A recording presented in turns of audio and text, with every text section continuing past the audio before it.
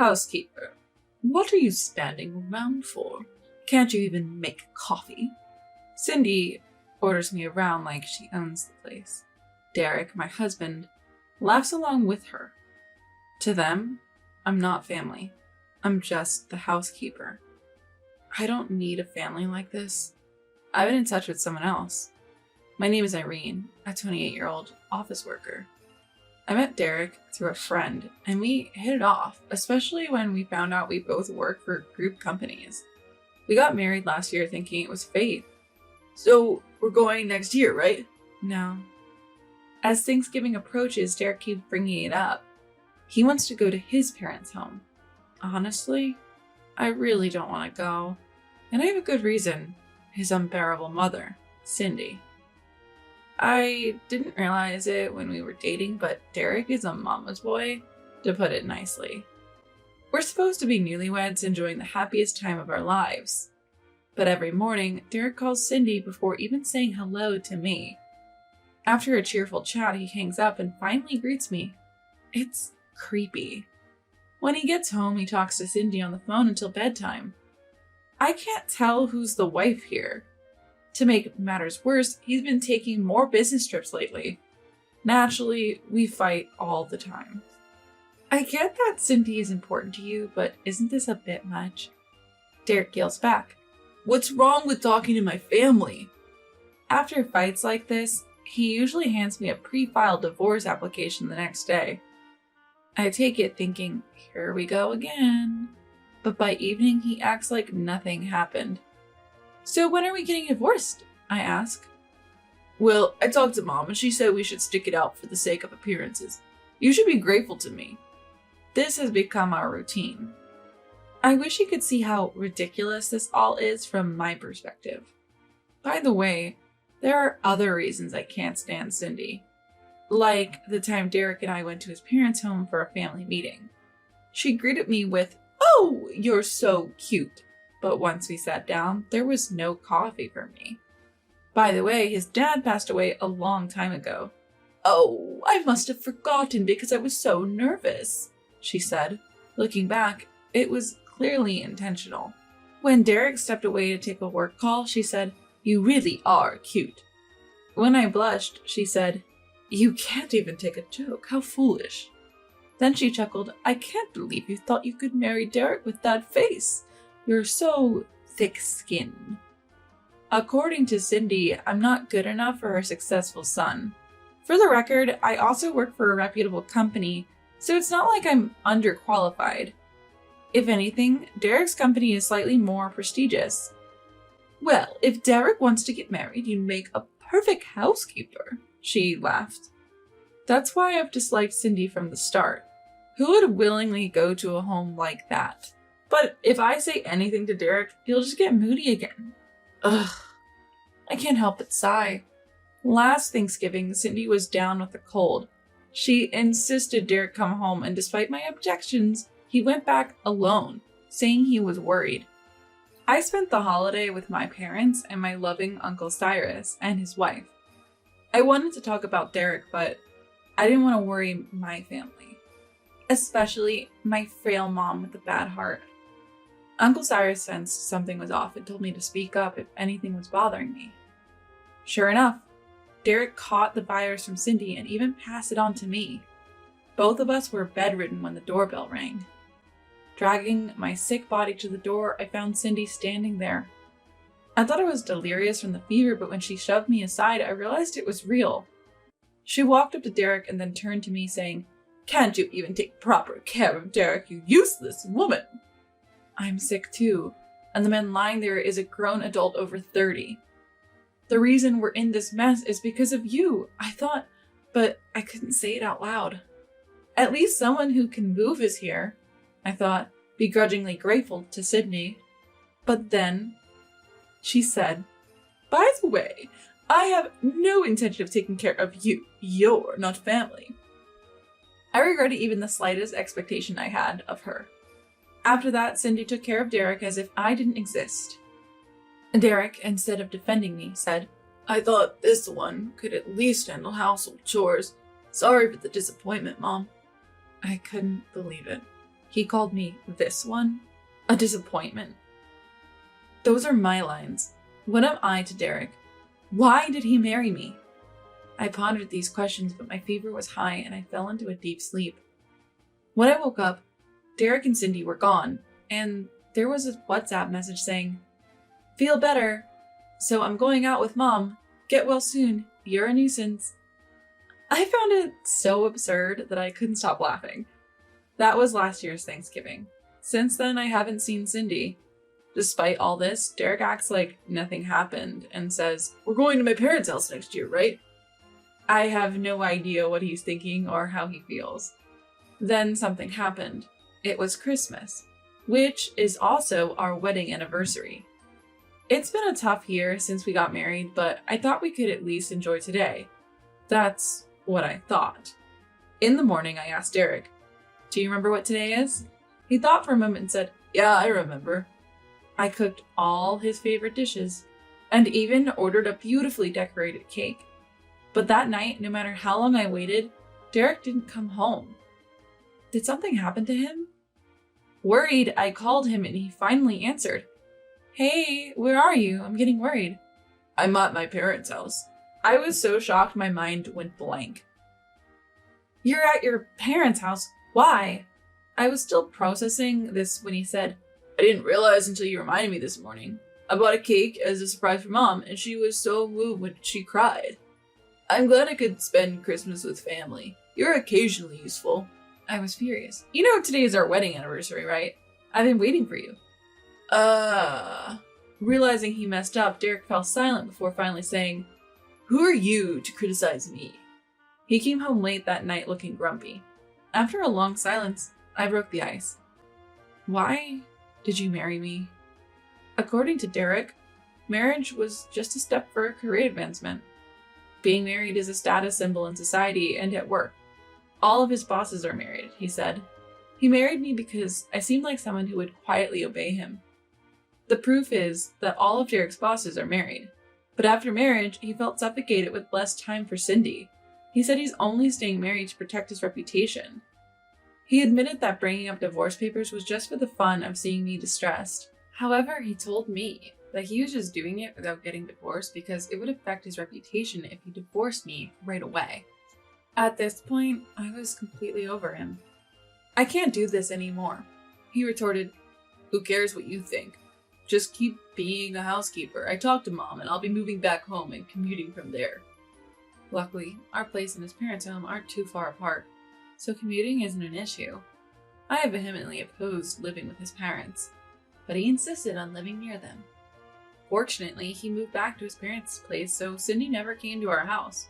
"I want a divorce," he said. "Go ahead and try," and left with a few belongings. After he left, I contacted someone. For the next few days, life was peaceful. The house felt lighter without Derek. But the day before Thanksgiving, I got a call from an unexpected Cindy.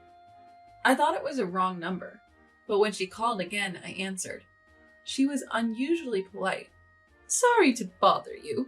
Would you like to spend Thanksgiving together? It's lonely being alone and we should get along." It was unlike anything Cindy had ever said. When I visited their home that day, she greeted me with a smile, which felt creepy. Derek was in the living room, but avoided eye contact. Cindy said, "I heard from Derek that divorce isn't good for public image." She was smiling, but her eyes weren't. She was desperate to keep us from divorcing, even if it was just for show. "Do you consider me family, Cindy?" For the first time, I talked back. She flinched but recovered, saying, "Of course, Iris." I burst into laughter. "You can't even remember my name and you call me family?" She had never called me by name. It was always housekeeper, or at worst, hey. Angry at my audacity, she snapped, "Enough, Derek, get rid of this stupid housekeeper." Derek seemed to be pondering about his career.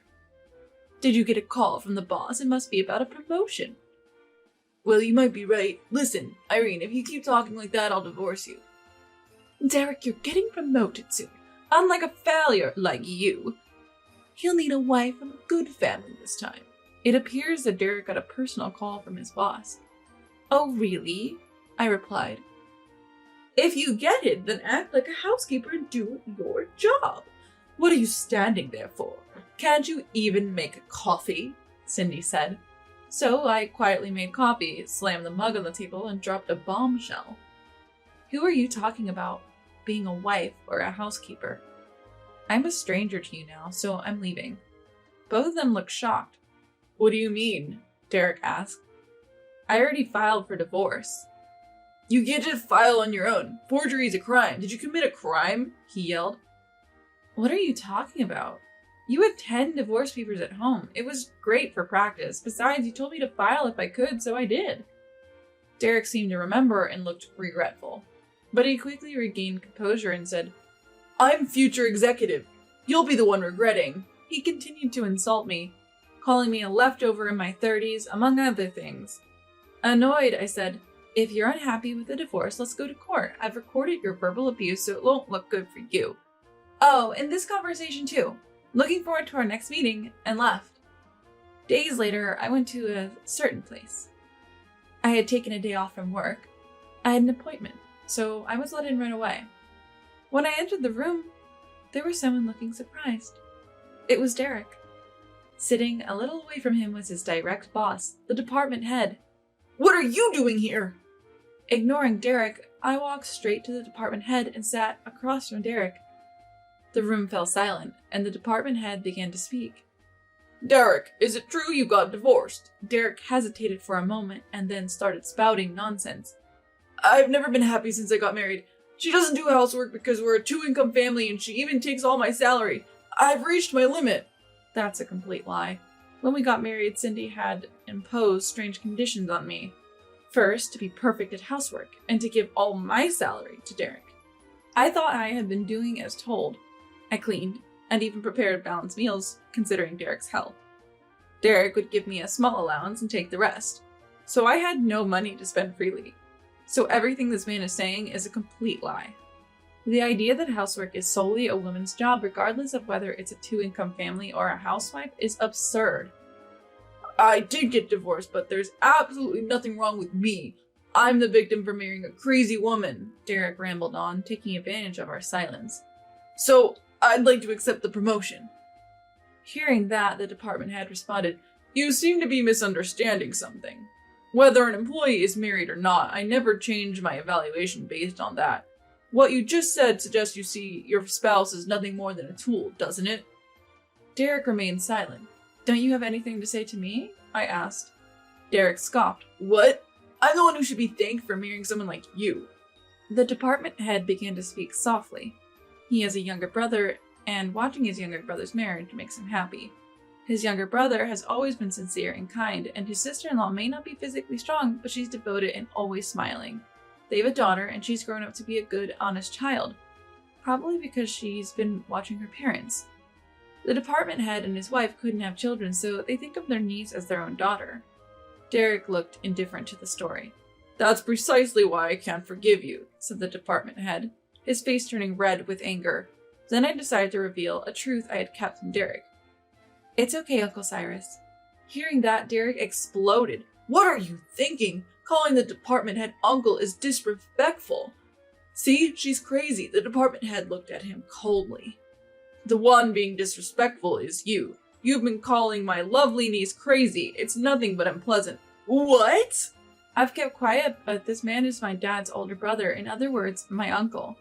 The story of Uncle Cyrus told about his younger brother's family was actually about my family. Uncle Cyrus and his wife, who couldn't have children, have always cherished me, their niece, as if I were their own daughter. When I first met Derek and found out he was under Uncle Cyrus, I was genuinely surprised. I debated whether to tell him, but I was working in a group company and didn't want to be accused of nepotism, so I kept it a secret. Of course, I joined my current company on my own merit. No one knows that Uncle Cyrus and I are related. Our last names are common, so Derek probably never thought twice about it. I had asked Uncle Cyrus to keep it a secret until I said something. You might think we would have met at family gatherings, but we never even had a wedding ceremony. Officially, we said we didn't have time or that I was too shy, but the real reason was different. A wedding is a waste of money, Derek and Cindy had said. He probably didn't want to spend time and money on me, whom he saw as nothing more than a housekeeper. I wanted to wear a wedding dress too. My mom looked so beautiful in the pure white dress she wore in the wedding photo with my dad that's been displayed in our living room for many years. I had dreamed of that moment since I was a little girl. When my parents offered to help financially, she said, "Are you kidding me? Both parties should contribute to that. Well, I definitely won't." So we only had a small family dinner with just our parents. By the way, Derek didn't even offer to pay for the small family dinner, so I paid for it all.